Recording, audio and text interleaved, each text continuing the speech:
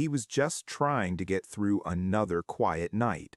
He never expected the cameras to show him something that would keep him awake for the rest of his life. The building was old, the kind that breathes at night, the kind where every creak sounds like a footstep and every shadow seems to move just a little too slowly. Marcus Webb had worked the night shift at the Hargrove Storage and Distribution Center in rural Ohio for 3 years.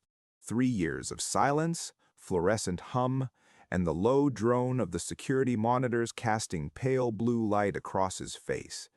3 years of nothing, until the night of October 14th. That night, Marcus clocked in at 11 as usual, grabbed his coffee, settled into the warm plastic chair behind the monitor bank, and did what he always did. He watched. 16 screens, 16 angles, empty corridors, loading docks, storage bays, parking lots. Everything still, everything quiet. But something felt different that night, and Marcus could not explain why. He described it later as a pressure in the room, like the air had gotten heavier. He laughed it off, checked his phone, poured a second coffee at midnight, and then, on camera 7, he saw it. A door that had been closed was now open, not cracked, wide open, and the light on the other side was wrong. Camera 7 covered the East Wing storage corridor, a long narrow hallway lined with locked metal shelving units that held archived business documents going back decades. Nobody went in there at night. Nobody was supposed to be in there at all without a signed access form and a supervisor present. Marcus leaned forward. He toggled the camera feed, zoomed in. The corridor stretched into darkness beyond the reach of the overhead lights, and right at the edge of that darkness, at the exact point where the light gave out, there was something standing there. He could not tell what it was at first. The resolution on the old cameras was not great. It looked like a shape, a tall shape, perfectly still. Marcus reached for the radio to call the second guard on duty, a man named Derek who patrolled the outer perimeter. But before he could press the button, the shape was gone, not walked away, not moved out of frame, gone. One frame it was there, the next frame it was not. Marcus sat very still for a long moment. Then he picked up the radio and called Derek anyway. Derek came in from outside, stomping mud from his boots, asking what the fuss was about. Marcus showed him the screen. The door was still open. The corridor was empty. Derek told him a door probably just came unlatched. Told him to go check it out and lock it back up. Told him to stop staring at screens so long because it makes you see things. Marcus nodded. He grabbed his flashlight. He walked to the East Wing, but that wasn't the worst part. When Marcus reached the East Wing corridor, the door was not just open. It was open in a way that made no physical sense. The door was a heavy fire door, the kind with a hydraulic arm that automatically pulls it shut. It had been checked and certified as functioning correctly just 6 weeks prior during the building's safety inspection. For that door to stay open, something had to be actively holding it or the hydraulic mechanism had to fail. Marcus checked the arm. It was intact. It was engaged. And yet the door stood open as if someone was pushing against it from the other side with considerable force. Marcus described the sensation of walking through that doorway as walking through something cold. Not cold air, but cold presence, like the temperature dropped specifically around him the moment he stepped into that corridor. He shone his flashlight down the hall, empty. Shelving units on both sides, boxes and binders and file folders, all undisturbed. Everything exactly as it should be. And then he heard it, a sound from somewhere deep in the corridor. Not a footstep, not a voice, more like a rhythmic tapping. Slow, deliberate, like someone knocking on the inside of a wall. 3 taps. Silence. 3 taps. Silence. Marcus stopped walking. He held his breath. 3 taps again. And this time, they were closer than they had been 30 seconds ago. He backed out of that corridor fast. He did not run, he told himself later. He just walked quickly. He pulled the fire door shut behind him and stood in the main hallway with his heart going hard in his chest and his flashlight beam shaking slightly in his hand. He keyed the radio and told Derek what he had heard. Derek laughed. Derek said it was probably pipes. Old building, cold night, metal expands and contracts. Marcus went back to the monitor station. He sat down in front of the screens. He rewound the footage from camera 7 to the exact moment he had seen the shape at the end of the corridor. He watched it frame by frame. And what he found on that recording would eventually be seen by thousands of people, analyzed by experts, and debated across forums and channels and comment sections around the world. Because when Marcus slowed the footage down to single frames, he could see something that real-time viewing had completely missed. The shape at the end of the corridor was not standing still. It was moving toward the camera. Slowly, incrementally, frame by frame, it was getting closer. And in the last frame before it disappeared, it was close enough that Marcus could see a face. He stared at that single frame for a long time. The image was grainy, compressed by old surveillance technology, but the shape of a face was unmistakable. Two dark areas where eyes would be, a lighter central area, a lower edge that curved in a way that could have been a jaw, a chin. Marcus screenshot that frame and sent it to his personal phone. He did not know why he did that exactly. Something instinctive told him to document it, and that instinct, as it turned out, would matter.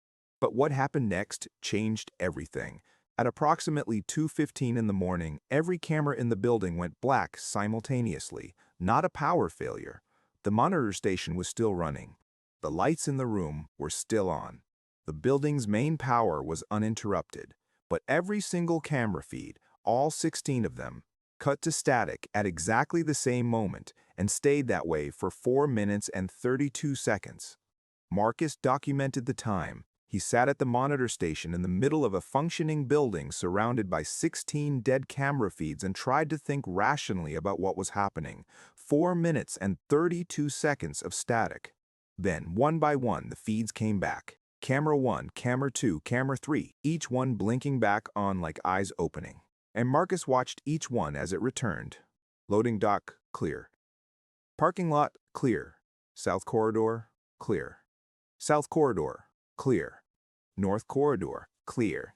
Camera 7, East Wing corridor, and Marcus leaned in close, and the corridor was clear. The door was shut. Everything looked normal, and he almost felt relief. He almost breathed again, and then he noticed the shelving units.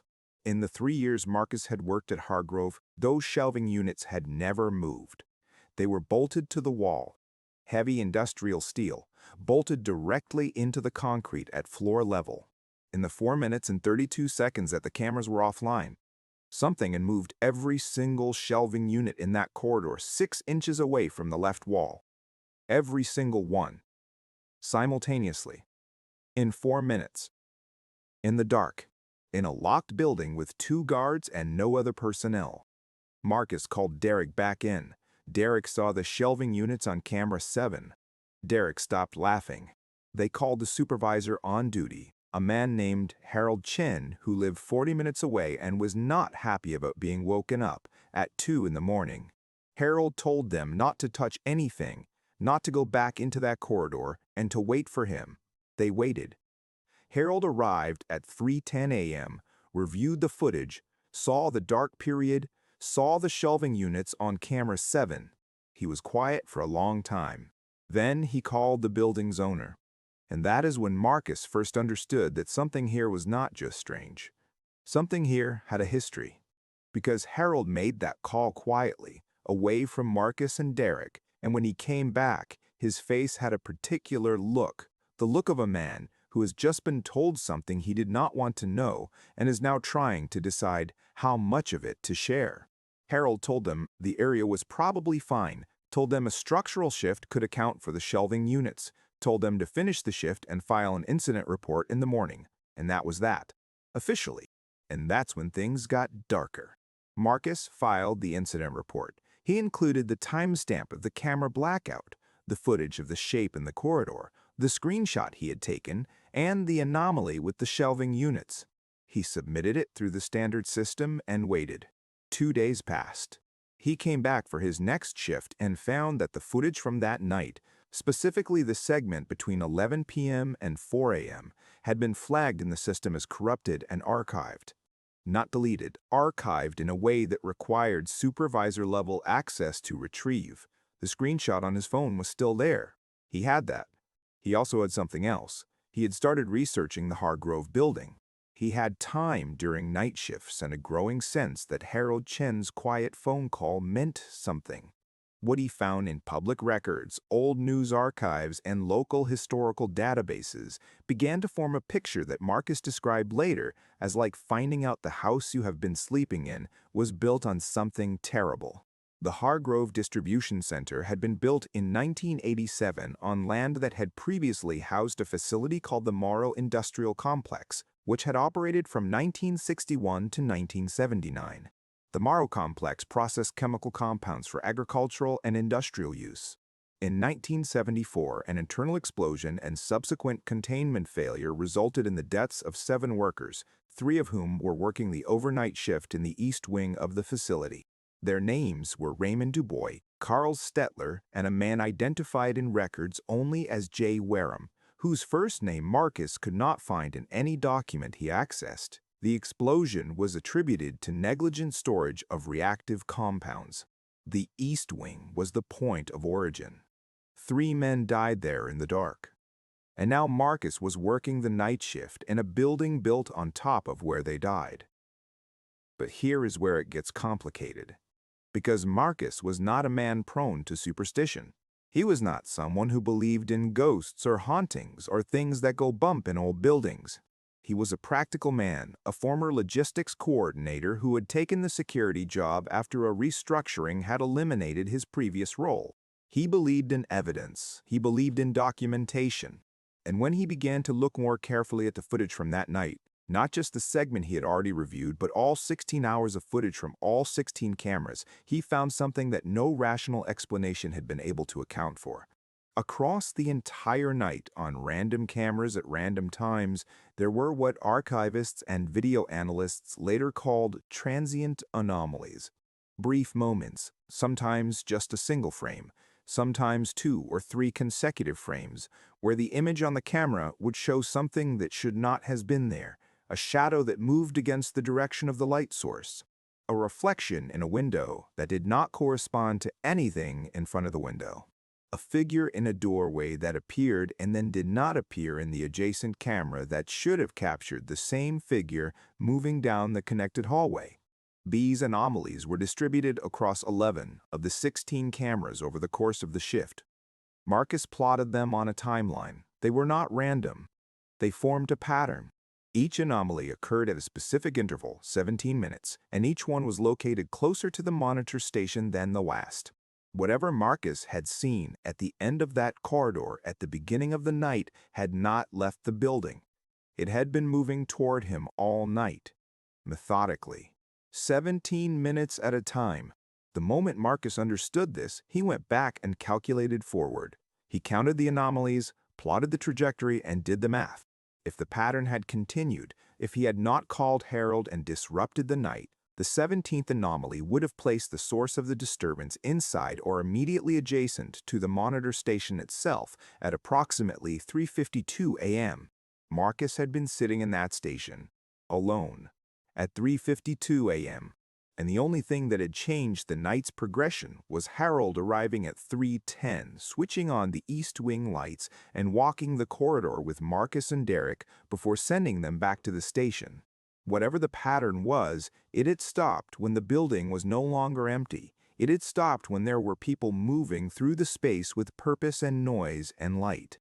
Marcus published his findings on a private blog first, just for himself, with a screenshot and a timeline he had recreated from memory and notes.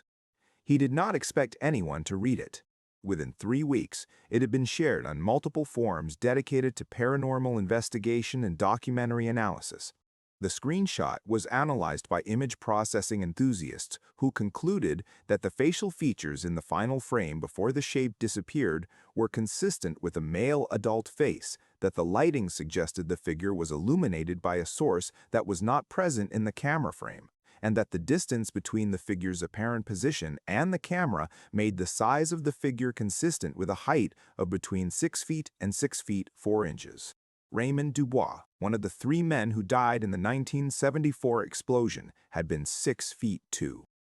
Marcus did not want to become known for this story. He had not set out to build a case for anything paranormal. He was uncomfortable with the direction the conversation online was taking, and he said several times in interviews and written statements that he believed there were likely explanations for everything he experienced that simply had not been identified yet. He remained rational. He remained skeptical of his own experience, but he also could not let go of certain details. He could not let go of the fact that the shelving units in the East Wing had been moved in a period when no person should have been in that corridor. He could not let go of the camera blackout and its precision, 4 minutes and 32 seconds, exactly long enough for whatever happened to happen and no longer. He could not let go of the 17-minute intervals, which were too consistent, too mathematical to be attributed to random equipment malfunction, and he could not let go of the tapping. 3 taps. Silence. 3 taps. Closer each time. Because Marcus had eventually found an old article in a regional newspaper from 1974, a human interest piece written shortly after the explosion at the Morrow complex, and in that article, a surviving coworker described how the workers in the East Wing had developed a communication system for use when the noise of the machinery was too loud for voices. They would tap on the metal shelving units. 3 times meant I am here. 3 times meant I am coming. 3 times meant I am coming. 3 times meant I need you to know I am still in here. The Hargrove distribution center is still operating. Night shifts are still worked there. Marcus Webb no longer works there. He resigned 8 weeks after the October incident, not because he was frightened, he said, but because he felt he had seen something that the building's management was not willing to acknowledge, and he was not willing to pretend he had not seen it. Harold Chen never gave a formal statement about the events of that night. The building's owner issued a brief response to an online inquiry from a documentary researcher, stating that the facility's security systems are regularly maintained and that any anomalies in the footage from that period were the result of equipment error. The East Wing corridor was reportedly refurbished the following spring. New shelving units, new lighting, new camera equipment. Whoever or whatever had been moving through that corridor on the night of October 14th did not make the news, did not become a police report, did not become anything official at all. It became a screenshot on a phone, a blog post that spread further than its author intended, a set of measurements and intervals and timestamps that Marcus Webb still keeps in a folder on his laptop, because he believes that documentation matters, even when nobody official wants to look at it, even when the footage gets archived, even when the building gets refurbished, even when everyone in authority smiles carefully and says there is nothing to see here. Somewhere in Ohio, there is a long corridor with new shelving units bolted to concrete walls. The hydraulic arm on the fire door works perfectly. The cameras are modern and crisp and never go to static. And at 17-minute intervals throughout the night, something that died in 1974 may or may not still be moving through that space, methodically, patiently, frame by frame across the screen, making its way toward whoever is sitting alone in the dark, watching. The question is not whether you believe Marcus Webb. The question is whether you would have stayed until the end of that shift, because most of us tell ourselves we would. Most of us tell ourselves we would have a rational explanation for every door and every shadow and every set of 3 slow taps getting closer in the dark. Most of us tell ourselves that, but 3 taps in an empty corridor have a way of making you forget everything you thought you knew about what is possible and what is not. Marcus Webb was an ordinary man doing an ordinary job on an ordinary night. He just happened to be watching when the camera caught something, watching back. And whatever it was, it had been there a long time, patient in the dark, waiting for someone to finally see it. Some doors, once opened, do not close. Not all of them are made of steel. If you enjoy dark stories like this, subscribe to Dark Files for more.